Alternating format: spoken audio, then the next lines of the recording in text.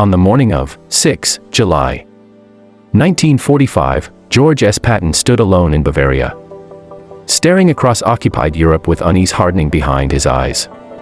His war was officially over. Yet his instincts screamed louder than victory, as Soviet armies pressed westward, and Patton felt history shifting beneath his boots. While Washington celebrated peace, Patton saw another war forming in shadows beyond Berlin. A conflict of ideologies that maps alone could not contain. He spoke bluntly to aides and officers, warning that the Red Army would not stop voluntarily, and that friendship with Moscow was an illusion. Patton believed America was making a fatal pause, allowing Stalin time to tighten his grip, while diplomats trusted promises forged in wartime necessity. But these words were dangerous in 6 July 1945, when unity was sacred, and dissent felt like betrayal to leaders shaping a fragile peace.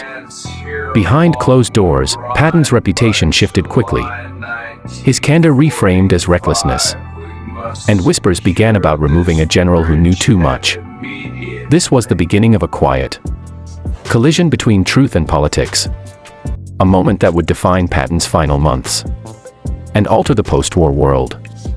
From Munich headquarters to ruined roads beyond the Rhine, Patton watched allies become rivals, and sensed that victory had only changed the battlefield. His certainty would soon clash with presidents and generals, setting in motion a silencing that remains debated, and a warning history would later echo. By 10 July 1945, Patton's concerns had reached senior commanders, echoing through corridors where political caution now outweighed battlefield honesty. At Allied headquarters in Germany, Patton argued fiercely that defeated Nazis were no longer the primary threat, and that Soviet expansion demanded immediate resistance. He believed American soldiers would soon face Moscow's armies if leaders failed to act decisively. While leverage still existed on occupied ground, Patton's words unsettled men who wanted stability, because the public craved peace, and Washington feared another war before demobilization even began. General Eisenhower listened politely, yet distanced himself, knowing Patton's views clashed sharply with White House diplomacy and post-war strategy. The alliance with Stalin was fragile but essential, and Patton's blunt warnings threatened carefully staged negotiations and public optimism. Behind Patton's back, memos circulated, labeling him uncontrollable, politically toxic, and dangerous to America's new global image. His command of the Third Army was quietly reduced, responsibilities reassigned, influence narrowed, while the press prepared softer narratives. Patton sensed the shift immediately, feeling sidelined by men he had once led into hell, now guided by politics rather than instinct. In private letters, he wrote of betrayal, of leaders blind to history, repeating mistakes paid for in blood only months earlier. As summer heat settled over Germany, Patton remained defiant, convinced that silence would cost more lives than truth ever could. What he did not know was that his removal was already being discussed, not as punishment, but as necessary containment. On 14 July 1945, Patton traveled through devastated German towns, watching civilians adapt, while Soviet influence crept closer with quiet efficiency. He noticed Red Army liaison officers everywhere, polite yet probing, gathering intelligence, and marking territory beyond what agreements allowed. To Patton, this was not paranoia. It was pattern recognition born from years of war, and from studying enemies who exploited hesitation. He warned fellow officers that Stalin respected strength alone, and that goodwill without leverage invited domination across Eastern Europe. Yet back in Washington, political winds were shifting rapidly, as President Truman prepared for Potsdam, and unity remained the official doctrine. Patton's outspoken nature became a liability, his public remarks scrutinized, his private conversations monitored with growing concern. When he criticized denazification policies, arguing they weakened Germany against communism, headlines exploded, and patience finally ran out. Senior officials seized the moment, portraying Patton as insensitive, unstable, and unfit for occupation leadership in a delicate era. Within days, orders were drafted, removing him from Third Army Command, replacing a war hero with quieter, more compliant leadership. Patton received the news with disbelief, then anger, feeling sacrificed to preserve an illusion of harmony with Moscow. He confided to friends that America was disarming itself morally, choosing comfort over clarity, while the next enemy studied carefully. As July waned, Patton's voice faded from strategy rooms, but his warnings lingered, unresolved, and increasingly uncomfortable. The general who had chased victory relentlessly now found himself isolated, watching history accelerate without him. By July 1945, Patton had been effectively sidelined. His authority diminished, his presence tolerated but no longer welcomed. From his headquarters in Bavaria, he watched news from Potsdam closely, sensing decisions being made that would reshape continents. The conference promised cooperation. Yet Patton saw concessions, offered too freely, to a Soviet leader skilled in exploiting delay. He wrote bitterly in his diary that America was winning the peace for Russia, while convincing itself it had secured stability. Patton believed Eastern Europe was being surrendered, not conquered, and that future generations would pay the price. Among fellow officers, conversations grew cautious, as associating with Patton carried career risk, and silence became professional survival.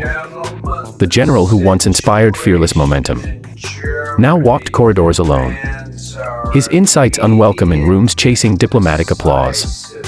Rumors spread that Patton might be reassigned permanently, perhaps to ceremonial duties, removing him from real influence altogether.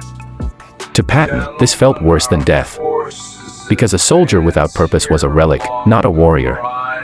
He continued speaking privately, warning that the Soviets were fortifying positions, consolidating power, and preparing for ideological confrontation. These warnings went upward slowly, then stopped entirely, blocked by layers of bureaucracy designed to maintain calm narratives. As July closed, Patton understood he was being erased deliberately, not for failure, but for foresight that threatened political convenience. On August 1, 1945, Patton found himself a spectator to history, watching decisions unfold without his voice shaping them. The war against Germany had ended, yet the machinery of power continued, redirecting attention toward rebuilding and demobilization. Patton argued privately that this was the most dangerous moment, when armies stood ready and leverage still existed. He believed confronting Soviet ambitions now would prevent a far greater conflict later, a conviction forged by relentless battlefield logic. Instead, Washington emphasized cooperation, trusting treaties and personal assurances from Stalin to stabilize Europe. Patton saw this as fantasy, rooted in exhaustion and fear of political backlash from a war-weary public. His isolation deepened when he was offered a new role, leading the 15th Army, a unit with no combat purpose. The assignment was symbolic exile, a way to preserve his rank, while stripping him of strategic relevance. Patton accepted outwardly, yet internally felt humiliated. Reduced from spearhead to historian of a war still unfolding, he continued writing extensively, documenting observations, convinced history would someday vindicate his warnings. Those writings worried officials, because Patton's credibility and blunt honesty threatened the fragile post-war narrative. As August advanced, Patton sensed his time was ending, not through defeat, but through deliberate quiet removal from influence. By August 1945, Patton toured the ruins of Germany with the 15th Army, officially tasked with studying past campaigns.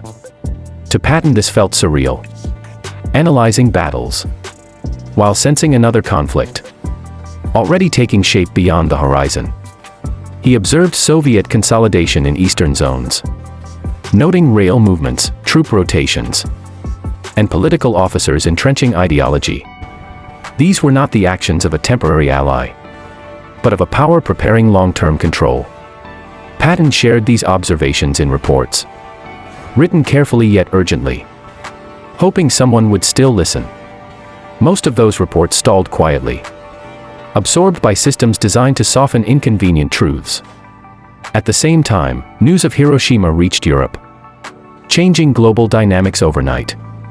Patton believed the atomic bomb gave America leverage, a chance to halt Soviet expansion decisively.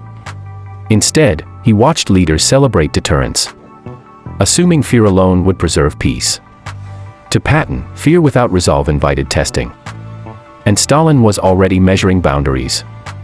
His frustration grew heavier as fellow generals avoided engagement, unwilling to challenge policy set far above them. Patton remained convinced history was repeating itself. Appeasement disguised as diplomacy. Silence disguised as wisdom. As August heat pressed down, Patton felt increasingly irrelevant. A warrior trapped in a world choosing caution over clarity.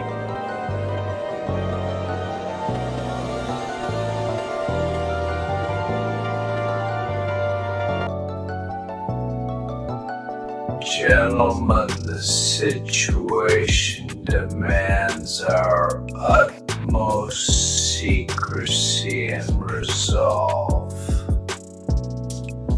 We proceed as planned.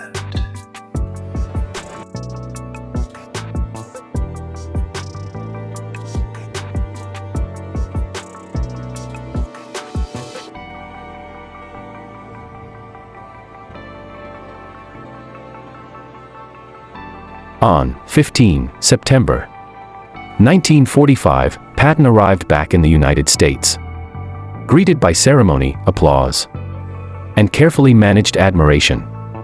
To the public he was a hero returning home, yet behind smiles. Officials assessed him as a variable risk. Patton sensed it immediately. Conversations felt scripted, praise felt conditional, and silence felt encouraged. He spoke privately with journalists and veterans, hinting that the next war had already begun politically, if not militarily. These remarks alarmed senior leaders, because America was shifting toward optimism, consumer peace, and global reassurance. Patton's warnings clashed sharply with a nation eager to forget sacrifice, and leaders eager to define victory cleanly. Within military circles, pressure mounted to keep Patton occupied, distracted, and away from public microphones. He was assigned speaking engagements carefully, briefed on acceptable themes, and subtly steered away from geopolitical critique. Patton resented this deeply, believing truth was being managed like propaganda, rather than respected as defense. He confided to close friends that America had learned nothing from Europe's collapse, trusting ideology over preparedness. Meanwhile, Soviet actions intensified abroad, confirming Patton's fears, even as officials downplayed the implications publicly.